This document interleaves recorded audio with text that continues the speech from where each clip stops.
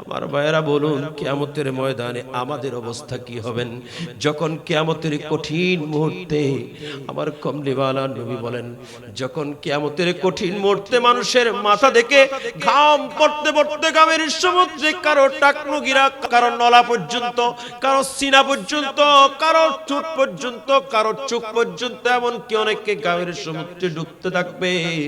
মানুষ ওই কিয়ামতের ময়দানে কেউ আদম আলাইহিস সালামের কাছে যাবেন, কেউ নূহ আলাইহিস সালামের কাছে যাবেন, কেউ ইব্রাহিম খলিলুল্লাহর কাছে যাবেন, কেউ হযরত ঈসা রূহুল্লাহর কাছে যাবেন। সবাই তাদেরকে ফিরিয়ে দিবেন। তারা বলবেন, আস্তু হুনাকুম, আমরা এই কাজের জন্য নই, তোমরা একটা কাজ করো, তোমরা ওই মুহাম্মদুর রাসূলুল্লাহ সাল্লাল্লাহু আলাইহি ওয়াসাল্লাম যাকে মাকামে মাহমুদের মধ্যে আল্লাহ বসিয়ে রেখেছেন, তোমরা তার কাছে যাও, নিশ্চয়ই তিনি তোমাদের জন্য আল্লাহর দরবারে সুপারিশ করবে। সবাই দৌড়ে দৌড়ে যখন আমার কমলিওয়ালা নবীর কাছে যাবেন, আমার রাসূল এলান করতে লাগলেন। বুখারী শরীফে একবার নয়, দুইবার নয়, কমপক্ষে 5-7 বার এই হাদিসটা বর্ণনা হয়েছে। মুসলিম শরীফ, মিশকাত শরীফ, প্রত্যেক কিতাবের মধ্যে এই হাদিস কানা আছেন। আমার কমলিওয়ালা নবী বলেন, যখন আমার কাছে এসে সবাই চাইবেন, আমি রাসূল দর দিয়ে আল্লাহর দরবারে সিজদায় পড়ে চোখের পানি ছেড়ে দেব। উম্মতেরি মায়াই নবী কাঁদেন জারে জার, উম্মতেরি মায়াই নবী কাঁদেন জারে জার, মাফ করে দাও ওহে আল্লাহ উম্মত গুনাহগার, মাফ করে দাও ওহে আল্লাহ। দয়াল নবী মারহাবা, প্রাণের নবী মারহাবা, মারহাবা মারহাবা মারহাবা মারহাবা, নবী গো আমার, মাফ করে দাও ওহে আল্লাহ উম্মত গুনাহগার, মাফ করে দাও ওহে আল্লাহ। তো বড় করে বলেন সুবহানাল্লাহ। আমার কমলিওয়ালা নবী বলেন, আমি আল্লাহর দরবারের মধ্যে সিজদায় পড়ব, আল্লাহর দরবারে সিজদায় পড়ে চোখের পানি ছাড়তে থাকবো। তখন আমার আল্লাহ জাল্লা শানুহু আমার এই চোখের পানি দেখে আর সহ্য করতে পারবে না। আমার আল্লাহ বলবেন, ইরফা রাসাকা ইয়া মুহাম্মাদুন, এ আমার মাহবুব নবী আপনার নূরানি সর মুবারক তুলুন এবং সাল তুতা, আপনি আমি আল্লাহর কাছে চান, আমি আল্লাহ আপনাকে দেব। আমার কমলিওয়ালা নবী সেদিন বলবেন, ওগো রব্বুল আলামিন, আপনি নিজেই তো বলেছেন, ওয়ালা সাউফা ইউতিকা রাব্বুকা ফাতারদা, তো আপনি রাসূলকে আমি আল্লাহ তত দেব যতক্ষণ আপনি খুশি না হন, যতক্ষণ আপনি রাজি না হন, ততক্ষণ দিতে থাকবো।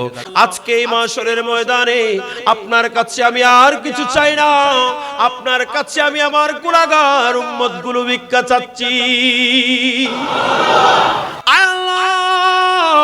আমার এই গুনাহগার উম্মত, যাদের নামাজ ঠিকমতো পড়তে পারে নাই, যারা রোজা ঠিকমতো রাখতে জানে নাই, যারা ঠিকমতো হজ আদায় করতে জানে নাই, যারা দান খয়রাত ঠিকমতো করতে পারে নাই, যাদের প্রত্যেকটা কাজের মধ্যে রিয়া ছিল, সুমা ছিল, আয় আল্লাহ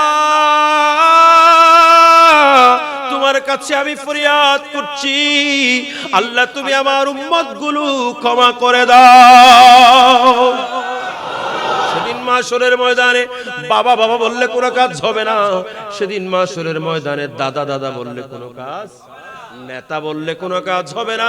সেদিন আপনি যদি আপনার কমের মানুষ, আপনার দলের মানুষ, আপনার সাইডের মানুষ, আপনার সমর্থক, এগুলো কোনো কাজে আসবে না। সেদিন একমাত্র আপনার জন্য, আমার জন্য যিনি সুপারিশ করবেন, তিনি আর কেউ নন, আর কেউ নন, যার মিলাদুন নবীর মাহফিলের মধ্যে আমরা এতগুলো মানুষ মাটির মধ্যে, চটের মধ্যে বসে আমরা পেটের খবর নাই। আমার মুরব্বী বললেন, পেটের কথা দরকার নাই, রুহের খোরাক চলতেছে। আমার ভাইয়েরা, আমরা যারা এখানে বসে আজকে ঈদে মিলাদুন নবী পালন করছি, নিশ্চয়ই কাল কিয়ামতের ময়দানে ওই রাসূল আমাদের জন্য সুপারিশ করবেন। বলছেন সুনতে কে महशर में सिर्फ उनकी रसाई है घर उनकी रसाई है लो जब तो बंधाई है सुनते के महशर में सबने सफे महशर में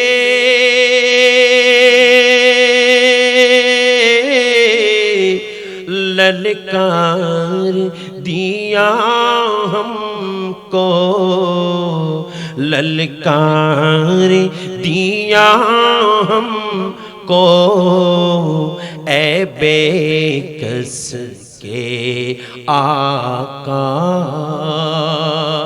ऐ बेकस के आका अब तेरे दुहाई है सुनते के महशर में আলা হযরত বলছেন ওই মাশরের ময়দানের মধ্যে আর কিছু শোনা যাবে না सबने सफे महशर में ललकार दिया हमको ওই মাশরের ময়দানের মধ্যে আমার রাসূল বলছেন বাবার কাছে দৌড়াবেন বাবা বলবেন বাবা আমার কাছে তো কিছু নেই মায়ের কাছে দৌড়াবেন মা বলবেন আমার কাছে কিছু নেই স্ত্রীর কাছে দৌড়াবেন স্ত্রী বলে আমার দেওয়ার মতো কিছু নেই এভাবে আত্মীয় স্বজন বন্ধু বান্ধব সবার কাছে দৌড়াবেন সবার কাছে দৌড়াবেন এমন কি আম্বিয়া ইকরাম আদম সফিহুল্লাহ থেকে ঈসা রূহুল্লাহ সমস্ত আম্বিয়া ইকরামের কাছে যাবেন সবাই বলবেন আমাদের কাছে কিছু নেই শেষ পর্যন্ত সবাই যখন আমার কমলিওয়ালা নবীর দরবারে গিয়ে পৌঁছবেন আবার রাসূল বলবেন ইন্নী লাহা আমি রাসূল তোমাদের জন্য আছি আর কোনো ভয় তোমাদের জন্য নেই আল্লাহু আকবার নারে রিসালাত নারে গাউসিয়া শাহী শাহে শ্রীকোট জিন্দাবাদ আল্লামা গাজী শেরে বাংলা সিটি সংসদ